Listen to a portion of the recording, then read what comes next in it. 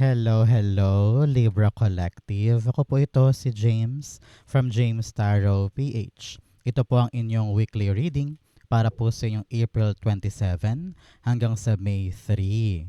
So pag-usapan po natin ang mga mangyari sa inyo sa mga petsa na yan.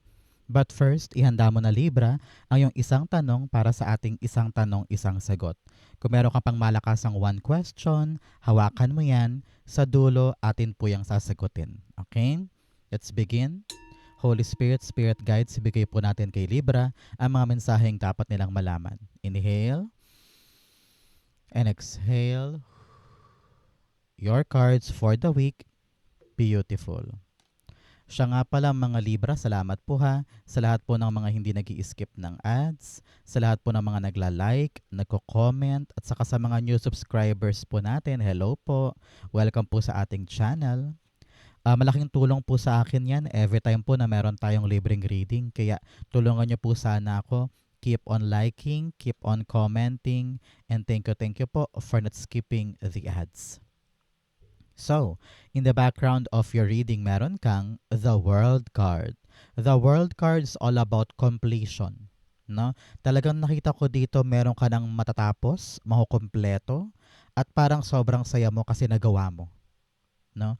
So, ngayong linggong ito, tinatawag ka Libra na yung spirit guides na huwag kang bumitaw. Tapusin mo hanggang dulo. No?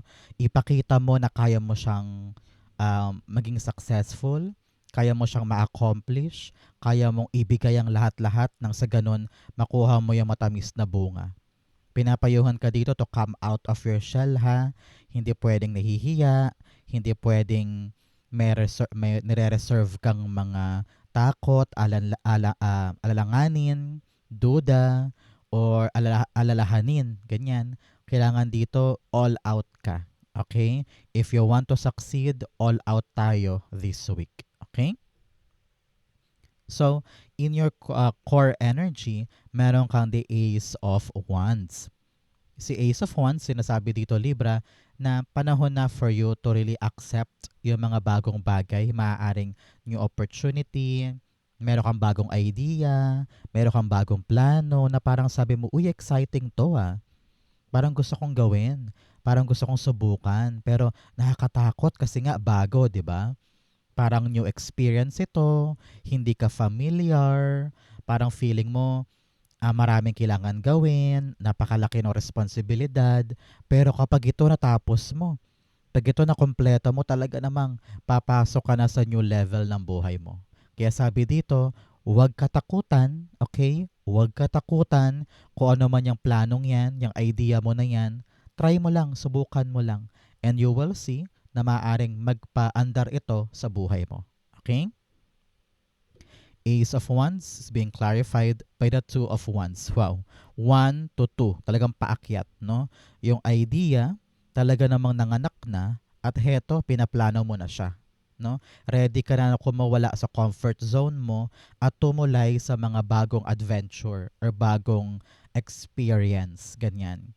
Example, nagkaroon ka ng idea na parang, ay, what if mag-apply ako ng VA? VA, pwede akong kumita kahit sa bahay lang. Halimbawa. So, pinagpaplanuhan mo na sabi mo, saan ako pwede maghanap ng kakilalang marunong mag-VA? Ano yung mga requirements? Okay ba yung internet ko? Ano ba yung mga kailangan kong gawin? Kailangan ko ba ng credentials? Kailangan ko ba magpa-interview? Mga ganyan. So, yung plano mo, nabubuo na ngayon. Kahit na marami kang takot kasi nga bago, kasi nga hindi mo pa siya gamay, pero ready kang tahakin yung requirements para makompleto lamang siya at makatulay ka na. Meron po iba sa inyo, kitang-kita ko dito, 1, 2, 3, ay magka-travel. Some of you are really going somewhere else kung saan nandoon ang swerte. Halimbawa, lilipat ka ng ibang kumpanya, na ibang trabaho o ibang bansa o ibang lugar in general, no? Talagang may paggalaw dito. You are now taking a leap of faith and trying something new. Talaga namang magpapaganda at magpapaspark ng buhay mo. Congrats po. So, Libra, tanongin kita ngayon, ano ba tong plano mo? Ano ba tong gusto mo sanang mangyari na ngayon pine-prepare mo pa lang? No? So, comment down below i-manifest natin na magkaroon ng magandang bunga ito at talagang matupad sa'yo, no? Be specific. Isulat mo dyan, it will happen for you. Okay? In the area of what you need to focus on, meron po kayong the hanged man. Sabi dito, Libra, mag-focus ka sa kaliwanagan ng gagawin mo. Hindi pwedeng gusto ko lang to, pero hindi naman klaro sa'yo kung paano gagawin yun. So, tinatawag ka ngayon, Libra, ng yung spirit guides na maupo muna. Upo muna tayo. Pause muna tayo, no? Hinto, pause, maupo para ilatag natin. Ilatag mo lahat ng pwedeng mangyari, lahat ng mga plan B, plan C, plan D, at ganun din kung ano yung mga bagay na kailangang paghandaan. Ngayong linggo, gagawin mo yan. Okay? Paglatag, maupo, okay lang kahit siguro mag-day off ka ng isang araw para maplansya mo to o malakad mo yung dokumento, makapila ka sa mga dapat pilahan, mga dapat makuhang dokumento, di ba? So, maglagak ka ng isang araw para talagang ma-prepare mo lahat at makita mo kung ano yung butas sa plano. Kasi syempre, hindi naman lahat ng plano perfect, 'di ba? Pero kapag umupo ka at talagang pinaglaanan mo 'to ng oras, makikita mo yung mga butas sa plano para madali mong tapalan, madali mong maisipan ng paraan nang sa ganon kapag humakbang ka na, wala ng delay, wala ng aberya. Okay? Kaya ngayon, Libra, sa tuwing may aberya, sa tuwing may delay, sa tuwing walang nangyayari, ito yung panahon para tayo'y magplano ng konkreto. Okay? Importante yan for you. Hanged Man, the Queen of Cups. Okay. Sabi dito ng yung spirit guides, itong paghinto mo ay malaking parte para lalong kilalanin sa puso mo kung ready na ba ako. Okay? Nakita ko dito na panahon na to really convince your heart, convince yourself na I will surrender my fear, I will surrender my perfectionism, I will surrender my expectations. Gagawin ko lang yung kaya ko and bahala na si God. Hindi ko ipipilit yung mga bagay na alam kong wala sa kamay ko. I will just do my best and hoping for the great things to come. Kailangan dito hopeful ka, but at the same time realistic. Kaya importante talaga na maupo, huminto muna at magplano ng malinaw para realistic po ang approach mo sa iyong mga goal. Okay? So, Libra, tanungin kita ngayon, ano po ang inyong lucky number? Isulat mo sa baba kung meron kang inaalagaan na lucky number kasi mag-activate na yan para sa mga good things sa reading natin para sa'yo. Okay? Sulat na po sa baba. In the area of what you need, meron kang the Knight of Wands. Ang kailangan mo dito, lakas ng loob, fighting spirit. Ang sabi sa akin, try mo lang, subukan mo lang, i-experience mo naman, parang ganyan.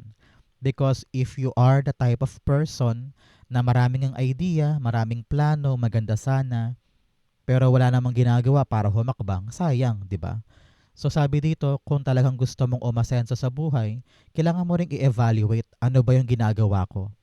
Ako ba ay lumalaban patungo sa opportunity o ako yung uri ng taong parating tumatakbo paalis? Parating may excuse, parating may dahilan para hindi gawin yung isang bagay. Sa panahon to para sa iyo, Libra, to really charge forward. Forward. Forward. Para makuha mo yung mga bagay na gusto mo. Sabi nga dito, walang mangyayari kung lagi kang takot. Walang mangyayari kung lagi kang walang gana or walang lakas ng loob na subukan yung mga bagay-bagay. Okay? Knight of Wands, the Four of Pentacles. Yes, Four of Pentacles po. Yung parang ang higpit-higpit ng hawak mo sa buhay mo na parang alam mong gusto mo ng pagbabago, gusto mo ng growth pero hindi ka gumagalaw. Kasi sabi mo, okay na ako dito, okay na ako dito. Kahit na feeling mo marami ka pang pwedeng abutin or pwede ka pa mag-level up. Pero dahil takot kang gumalaw, takot kang mag-risk, takot ka sa mga bagong bagay, lalong walang nangyayari. No? Mahigpit ang yakap mo sa buhay mo to the point na nandyan ka na lang, stuck ka na. No? Kaya sabi dito, kung talagang gusto mong magbago ang buhay mo, gagalaw tayo. susugal tayo, susubok tayo. Let loose mo. Let loose. And be spontaneous. Experience new things. Try new things kung talagang gusto mong magkaroon ng growth, success, at pagbabago ang buhay mo. Okay? In the area of what's affecting your current energy, meron kang the High Priestess. Si High Priestess dito, pinapayuhan ka na makinig ka sa iyong intuition. May kutob ka eh. Ramdam mo eh. Na itong idea na to, na itong opportunity na ito, na darating sa'yo this week, alam mo sa puso mo, maganda to. Pagkakataon ko na to, I believe, I can feel it. I know it in my heart. I know it in my mind. I know it in my spirit. Na kung ano man to darating para sa akin, ito na yun. Para sa akin to.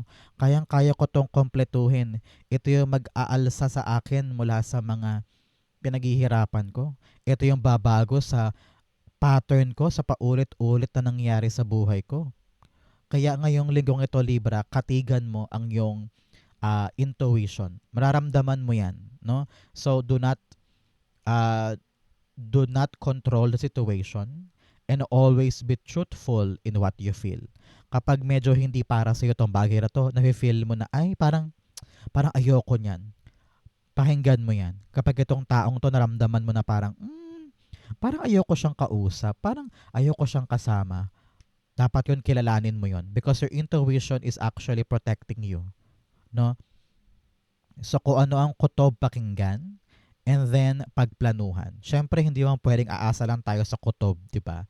Pero yung kutob na yan, message yan from your spirit guides on what direction you need to go. Pero kapag pagkatapos ng kutob, magpaplano naman tayo.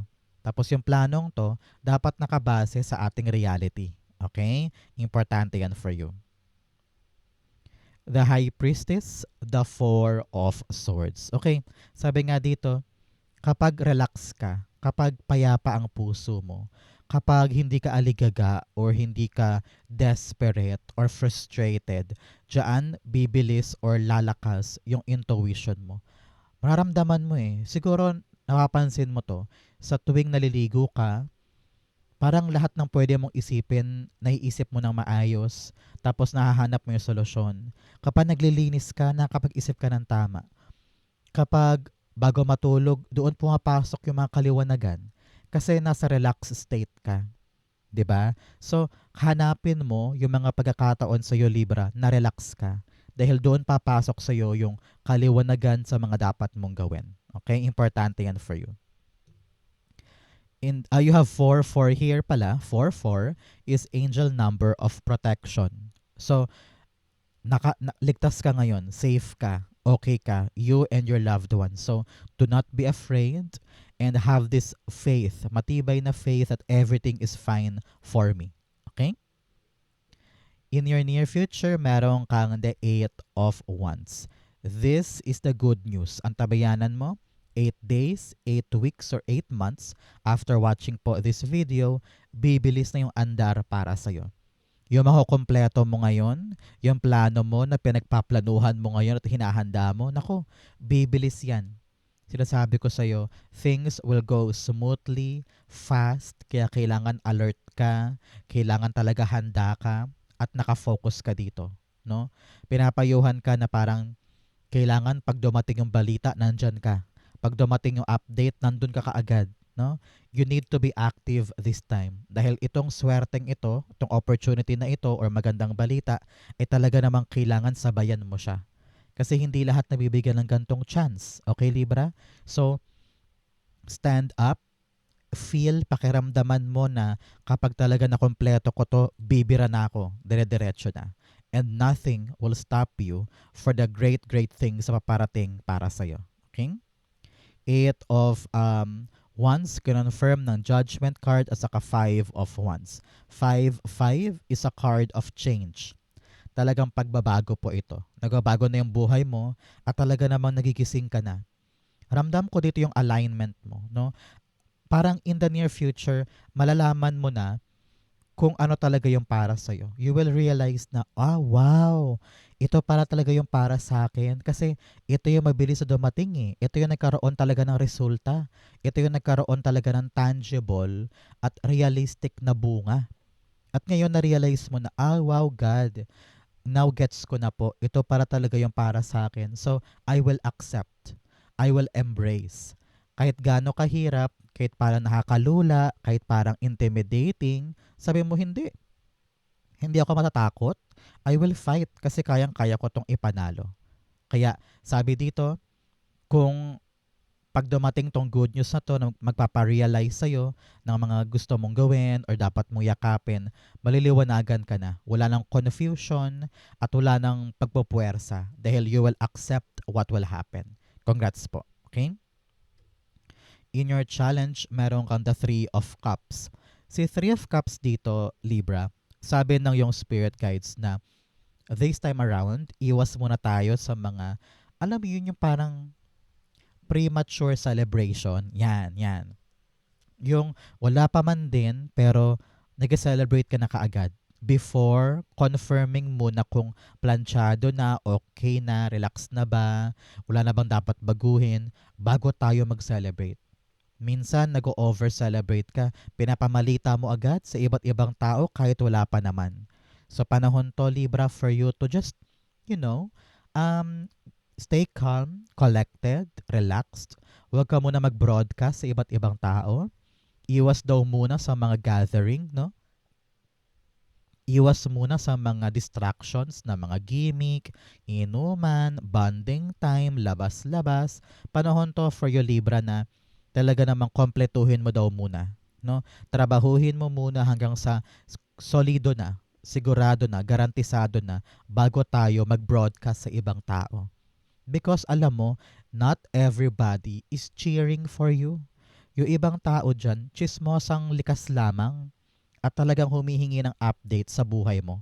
No? So, hindi lahat ng tao na lumalapit sa iyo at tinatanong ka na, Uy, Libra, kamusta na yung nilalakad mo? Libra, kamusta na yung trabaho mo? Libra, kamusta ka na? Minsan, hindi yan talaga concern. Naniniktik lang yan para alamin kung anong kwento sa buhay mo. So, avoid people na alam mo namang parang mas gigil pa sa'yo para alamin yung nangyayari sa'yo o sa inaasikaso mo. Learn to be secretive this time. Saka na tayo mag-celebrate, saka na tayo mag-broadcast kapag talagang sure na at sigurado na. Okay? Ang iyong Three of Cups, the Eight of Cups. Yes. Here, tinan mo naman, pinapayuhan ka na lumayo sa mga tao na puro distraction lamang ang dulot sa'yo. Yung mga gimmick-gimmick, chismisan, pataasan ng ere, kapag magkakasama kayo, napapagastos ka palalo, imbes na makapag-budget, di ba? So, alamin mo yung mga taong dapat mong iwasan na alam mong hindi na makakabuti sa'yo sa level ng buhay mo ngayon. Siguro dati, close kayo, masarap silang kasama, pero nagbabago kasi yung nagbabago yung level ng buhay ng bawat tao. Meron ka mga seasonal friends. At yun yung mga bagay na dapat mong matanggap. No? Hindi lahat ng kaibigan ay kasama mo sa bawat stage ng buhay mo. So, kailangan intindihin mo yun na natural yun. Yun ang totoong takbo ng buhay. Kaya kung may mga taong sagabal sa mga pangarap mo ngayon or hindi makasabay sa mga gusto mong gawin, you have to let them go because naharangan ka or nahihila ka pababa. Okay? Importante. Importante yan. Muntik pa akong masamid sa'yo. Hindi ko alam. Your throat chakra, Libra. I don't know why. Parang yung throat chakra na yon, nabigla ko nasamid while talking about friendship or people around you. Narinig ko na parang you need to speak up. Parang minsan daw, hindi ka nagsasalita or takot kang magsalita. Takot kang, ang tawag doon yung parang takot ka to say no, na parang sorry, ayoko, sorry, wag muna, sorry, wala akong pera. Kailangan daw matapang ka to speak up because you need to defend yourself and put boundaries. Okay? Yung throat chakra mo, naramdaman ko yan na parang magsalita kapag kinakailangan. In your fortune, you have infinite abundance. Abundance is pouring into your life. I-claim mo to. Sulat mo sa baba, I claim abundance is pouring into my life. I claim it, I claim it, I claim it. In your in your fortune, meron kang the Five of Swords. Kahit gaano kasakit, kahit gaano kahirap, kahit gaano nakakapagod or talaga namang halos gumapang ka na, Ipangako mo sa iyong sarili na ipapanalo mo ang laban na to. Lahat ng nangyari, worth it yon. Lahat ng mga pinagdaanan ko, iniyakan ko, lahat to worth it. Hindi ako bibitaw, kailangan sa dulo ako ang panalo. No? Alam mo minsan, pag iniisip ko, yung mga nakatampuhan ko, yung mga nakaaway ko along the way just to fulfill my dreams, parte yun eh. Ganon talaga eh. You really need to show kung ano yung kaya mong gawin, manalo ka lamang sa balak mong gawin na ito. And that's life. You don't need na mag-guilty or ma-regret yun kasi ganun talaga eh. Sometimes hindi mo intention pero nangyayari. So, wag mo isipin yung mga negang nangyari sa past. Ang importante, magwagi ka ngayon sa mga bagay na gusto mong ipanalo. Okay? Five of Swords. The Emperor card. Yes. Sa kabila ng mga problema, sa kabila ng mga sagabal or obstacle or mga kaguluhan sa paligid, you have the Emperor energy. Babae ka man o lalaki, you have the Emperor energy. Kaya mong manalo, matapang ka na sumuong doon, disiplinado ka, wais ka, at talagang hindi ka bibitaw, ipaglalaban mo hanggang dulo. So you are the Emperor. And this week, kung ano man tong problema mo, Libra, kung ano man tong kinakaharap mo na parang ang hirap-hirap po ipanalo, ang hirap-hirap po lagpasan, napakasungit nila, napaka-toxic nila. No. Meron kang power this week para manalo sa mga yan. Meron kang power para lagpasan sila at manalo ka dito. Okay? Congrats po. In your divine messages, meron kang luck is on your side. Wow, i-claim mo to. Talagang yung swerte daw nasa tabi mo, nasa buhay mo ngayon. So, gamitin mo ng tama yung swerte para pumabor sa iyo lahat ng gagawin mo. You have the star card also in your divine messages telling you na yung pangarap mo malapit na malapit na malapit mo nang masungkit. Ano ang dapat gawin ni Libra? Patuloy na tubigan, patuloy na diligan yung pangarap na yan. Yung ginagawa mo, wag mong sukuan. Continue fighting kasi yung panalo, abot kamay siya. Do not lose hope. Do not lose faith. Huwag kang mapagod. Huwag kang panghinaan ng loob. Ilaban mo yan. Because kayang-kaya mong sungkitin itong dream na ito. The star card, yes, you are the chosen one. No? Kitang-kita mo, tanaw na tanaw mo na kung ano yung para sa'yo. Kaya, do not stop. Clarify pa natin. Knight of Pentacles. Sabi dito, mabagal man, paandap-andap man, pero yung plano mo gumagana. Okay? Umaabante ka pa unti-unti, pero mararamdaman mo this time na, wow, may nangyayari na, may umaandar na, meron na ako napapala, meron na ako nakukuha. So, do not stop now. Kasi ngayon palang umiikot ng mabilis yung journey para sa'yo. Kayang-kaya mo nang sungkitin itong dream na ito. Congrats po. Outcome mo ito, bigyan mo na kita ng fortune cards. You have Parrot. Someone will gossip about all of your secret. Sabi ko nga sa inyo, isikreto mo muna, hush-hush muna. Huwag mo muna i-broadcast sa ibang tao kasi nga yung ibang tao nandyan lang para mang-chismis. Okay? You have Fire, strong emotion, passionate love or hate. Sabi dito, gamitin mo yung passion mo para magkaroon ng stability ang life. No? Hindi pwedeng nahihiya, hindi pwedeng takot. Kailangan maalab sa puso yung mga gusto mong ilaban. Okay? You also have Cracked Cup, dissatisfaction with life. Yes, marami kang mga dismaya or lumbay pagdating sa mga bagay na gusto mong mangyari sa buhay mo. At sabi dito, huwag kang papadala sa mga dismayadong moments na yan. The fact na nandyan ka at patuloy na gumagalaw, meron ka pang chance para makuha yung gusto mo. Kaya huwag kang hihinto porque meron ka mga dissatisfaction or pagkadismaya. Okay? You have Carrot, opportunity or windfall. Congrats po. May darating na bagong opportunity or windfall para sa'yo. Grab it, take it, claim it para sa'yo to. Ang outcome ni Libra for April 27 hanggang May 3, the Hermit card. Hermit card's all about you knowing your destination. Okay? Kung dati naliligaw ka, kung dati hindi mo alam, sa'yo mo, para saan ba talaga ako? Dito ba ako dapat pumunta? Ito ba dapat ang career ko? Ano na ba dapat yung pangarap ko? Gusto ko na ba magpamilya? Gusto ko na ba maging single? Gusto ko ba mag-abroad? Hindi ko alam kung ano yung para sa akin. Marami kang questions before. Pero here, with a Hermit card, sabi dito, you will know the answer to your questions. And usually, yung answer nasa puso mo. No? Ikaw, alam mo yan eh. Alam malinaw sa'yo kung ano yung bagay na talagang gusto mong mangyari. Pero dati, wala ka lang talagang lakas ng loob or ina-avoid mo siya before. Pero ngayon, makakaasa ka na unti-unting lilinaw sa'yo ang mga sagot at alam mo na yung destination mo moving forward. The Hermit card, the Three of Pentacles. People around you will help you. Meron po kayong 3-3 pala. 3-3 is all about your ancestors.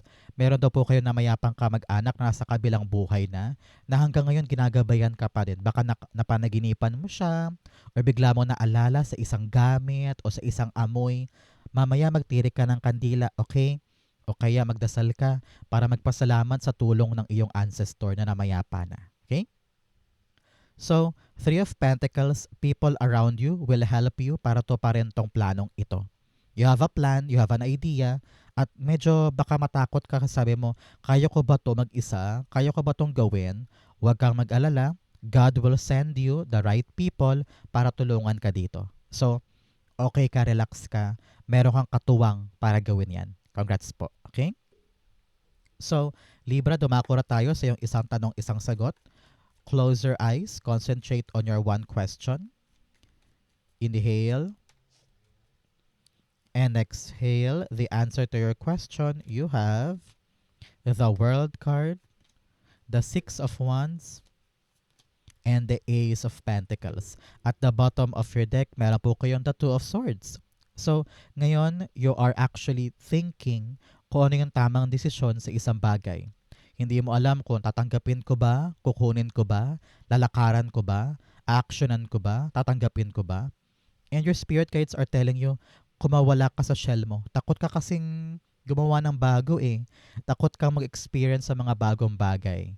Maybe because you're afraid to fail, you're afraid of the new responsibility, you're afraid na kapag nagbago ako, baka hindi ko kayang panghawakan yung mga bagong bagay. Pero diyan nag-uugat yung growth eh. So, your spirit guides are asking you, you need to make a choice and come out of your shell and show them all kung ano yung kaya mong gawin, kung ano yung kaya mong ipamalas, no? Panahon na para kumawala ka sa silong or sa corner na talaga namang for a very long time naburo ka lang dyan eh. Kasi may new opportunity na talaga namang itatanim mo na balang araw lalaki, lalago at magpapabago sa buhay mo. So, lahat ng yan magsisimula sa isang choice. Magsisimula sa isang desisyon na sasabihin mo, o sige, panahon na, gagawin ko na. Panahon na, a-actionan ko na. Panahon na, tatanggapin ko na. Itong blessing na ito na yayakapin mo ang talaga magpapaunlad sa'yo at magdadala sa'yo sa bagong level ng life mo. Hindi mo akalain na kaya mo to. Hindi mo akalain na maaabot mo to.